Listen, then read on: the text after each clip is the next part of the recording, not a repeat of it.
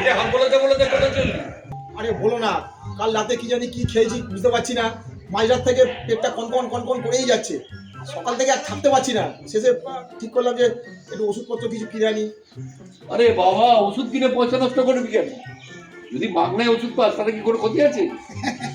বাংলায় আমার ওষুধপত্র পাওয়া যায় নাকি? কি যে বলো না তুমি। দাঁড়া দাঁড়া দাঁড়া দাঁড়া দাঁড়া বলে গেল। মানে এটা ধর ধর। তুমি তার মানে নিশ্চয়ই এটা আয়ুর্বেদের কোনো পেট খারাপের ওষুধ, তাই তো?